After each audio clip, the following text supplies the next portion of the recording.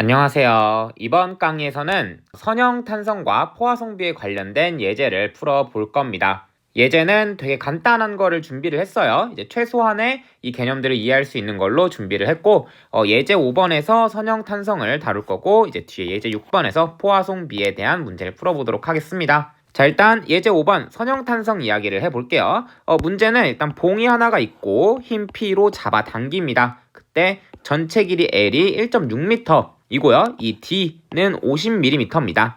이 실제 사이즈 비율은 맞지가 않죠. 그냥 뭐 그렇게 봐주시면 되고, 그때 탄성 계수가 200GPa이라고 주어졌습니다. 여기까지는 봉의 모양에 대한 정보를 준 거고, 여기는 어떤 재료를 쓸 건지에 대한 정보를 준 거겠죠. 이 당기는 P가 600kN이라면 변형량이 얼마일까? 최종적으로 얼마나 늘어날까? 이 질문을 던진 겁니다. 자, 그럼 어떻게 접근을 해야 되냐? 이건 제가 나중에 아예 챕터를 새롭게 들어가서 할 이야기였는데, 잠깐만 간단하게 중요한 걸 짚고 넘어가 봅시다. 재료역학은 변형에 대한 거를 다루는 학문이라고 말씀을 드렸죠. 그 변형된 정도를 우리는 수학적으로 변위라고 말을 하고, 이 변위가 여기서 물어보는 변형량입니다. 이 변형이 생기는 원인은 아마 힘이 작용했기 때문일 겁니다. 그래서 재료역학은 힘을 줬을 때 변형량을 구하라는 게 가장 기본적인 질문입니다. 하지만 요거를 한 큐에 구할 수가 없고, 응력이라는 개념과 변형률이라는 개념을 우리가 껴서 만들게 돼요. 다시 말을 해보면은 힘을 줘서 변위를 만드는 게 재료역학의 핵심 내용입니다. 하지만 이 힘과 변위를 다이렉트로 연결시킬 수 없고, 힘과 응력을 연결시키고 응력과 변형률을 연결시키고 변형률과 변위를 연결시켜서 보통은 구하게 됩니다. 그러니까 한 큐에 안 되고, 힘을 이용해서 응력을 이용해서 변형률을 이용해서 변위를 구한다. 그게 바로 재료역학의 핵심입니다. 그래서 재료역학은 힘, 응력, 변형률, 변위에 관한 이야기입니다. 얘는 한참 뒤에 좀 더 자세히 설명을 할 거고, 이걸 바탕으로 좀 문제를 풀어볼게요. 제가 하고 싶었던 얘기는 결국 변형량, 즉 변위를 구하려면은 힘을 문제에서 줬잖아요. 이 힘을 이용해서 응력을 구하고 변형률을 구하는 과정이 먼저 있어야 한다는 겁니다. 그러면 이 힘에서 응력을 구하는 과정을 먼저 해볼게요. 자, 그러면 응력은 뭐냐? 응력은 시그마고, 여기서 배운 유일한 공식은 A분의 P죠. 그럼 우리는 지금 A라는 일단 단면적 정보가 필요할 것 같습니다. 이 P는 600kN이라고 주어져 있으니까요. 자, 그럼 A는 한글로 달아오진 않았는데, 지금 이 D를 제가 지름이라고 해놓고 쓴 거거든요. 그러니까 지름이 50mm라는 거는 분명히 이 단면은 원이었을 거라는 거고, 원의 넓이 공식은 4분의 파이 D 제곱이죠.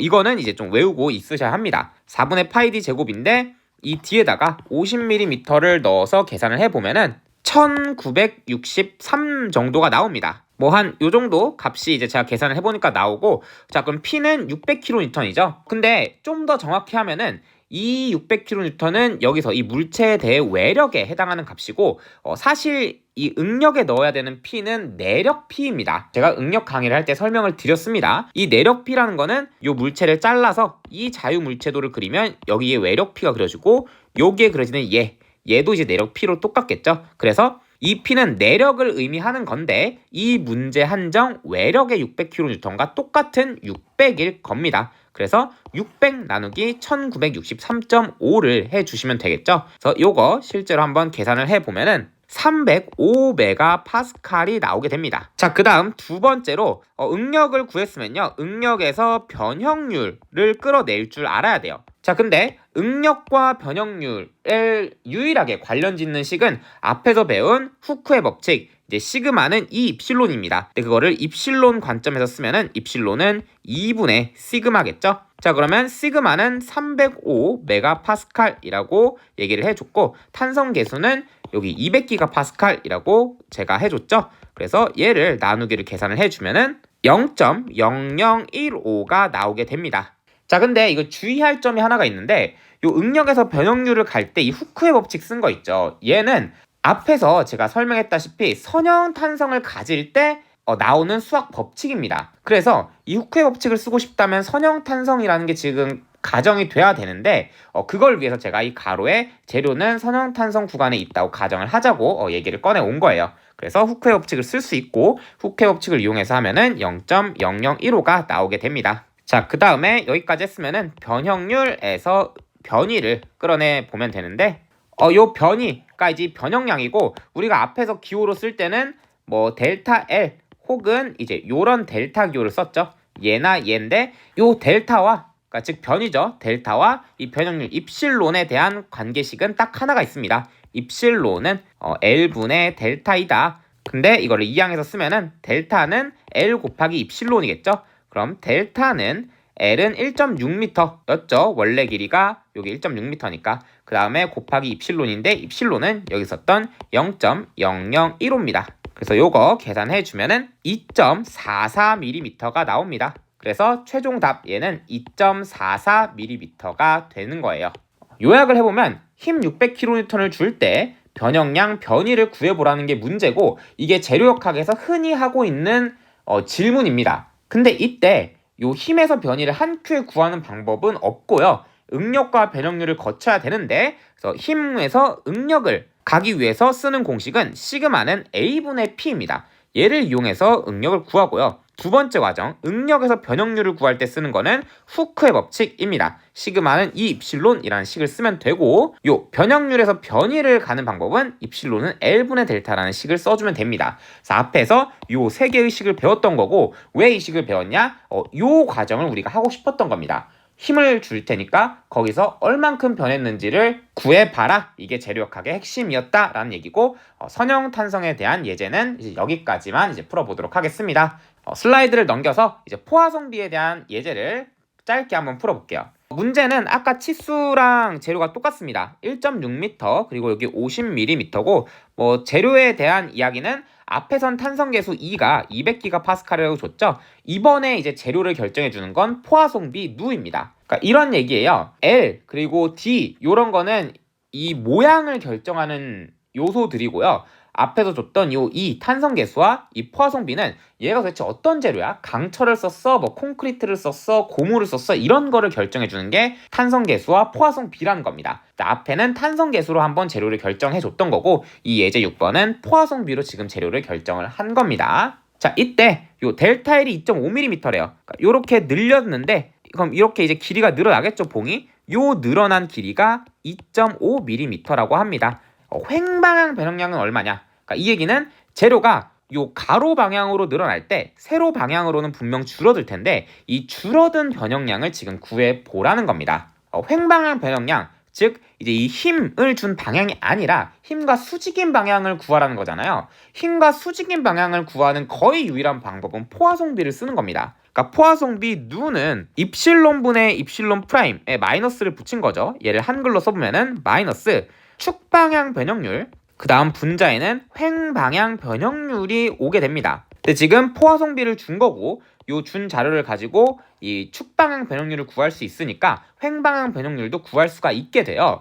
입실론을 먼저 해보면 이 축방향 변형률은 우리가 L분의 델타 L이라는 공식을 배웠죠. 자, L은 여기 1.6m고 델타 L은 2.5mm죠. 뭐 단위를 맞춰서 써주면은 얘는 1600mm 분의 2.5가 나옵니다. 그래서 얘 계산해보면은 1.56 곱하기 10의 마이너스 3이 나와요. 그리고 부호는 아마 플러스겠죠? 왜냐면은 요 인장 방향이니까 이 입실론, 즉 축방향, 이 가로 방향으로는 늘어났을 거고 늘어난 변형률은 플러스입니다. 자, 그러면 입실론 프라임은 어떻게 되냐? 즉 횡방향 변형률은 어떻게 되냐? 얘는 요거 이항시켜주면은 마이너스 입실론 이렇게 이항해주면은 마이너스 입실론 누가 됩니다. 그래서 얘는 마이너스 입실론은 요 위에서 구한 1.56 곱하기 10의 마이너스 3승이고요. 그 다음 여기다 곱하기 포화성비 0.3을 해주면 되겠죠. 얘 계산해주면 마이너스 4.68 곱하기 10의 마이너스 4입니다. 그래서 입실론 프라임이 요렇게 되는구나. 지금 얘는 횡방향 변형률이고요. 횡방향 변형량은 그럼 얼마냐? 입실론 프라임 여기 넘어가서 써볼까요? 입실론 프라임은요 D분의 델타 D라는 걸 제가 앞에서 설명을 드렸죠. 얘 있죠? 이 공식인데 요 입실론 프라임이 횡방향 변형률이고 횡방향 변형률은 요 이 방향으로 있는 길이 D와 그 변형량 델타 D입니다. 그래서 요런 공식이 되고 횡방향 변형량은 델타 D입니다. 그래서 얘가 델타 D이고 여기 입실론 프라임 마이너스 4.68 곱하기 10의 마이너스 4는 횡방향 변형률입니다. 자, 그러면 이 델타 D는 어떻게 구하냐? 뭐 델타 D는 입실론 프라임 곱하기 D 하면 되죠. 입실론 프라임이 마이너스 4.68 곱하기 10의 마이너스 4였고 D는 얼마냐? D는 여기 50mm였죠. 곱하기 50을 해주면은 마이너스 0.0234mm가 나오는 것 같습니다. 그래서 요게 이제 횡방향 변형량이고 답을 뭐 마이너스 0.0234mm라고 적어주면 되고 결국 0.0234mm가 변형이 됐다는 말이고요. 마이너스가 붙었다는 얘기는 지금 길이가 줄어들었다는 얘기입니다. 그러니까 길이가 줄어든 거는 이런 얘기죠.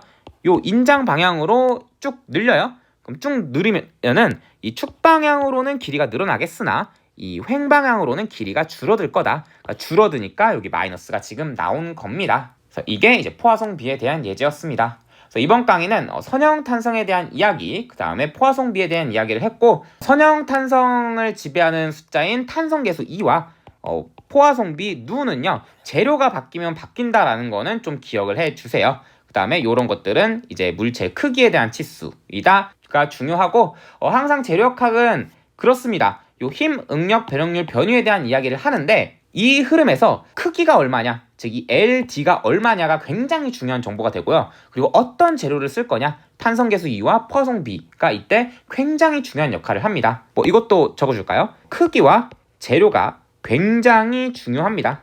이 재료에 관한 이야기를 해주는 게 탄성계수 2와 포화송비 누라는 거까지 기억을 해주시고, 뭐 지금까지 했던 거 한번 복습 잘 해주시고 저는 다음 강의에서 다른 내용으로 찾아뵙도록 하겠습니다. 감사합니다.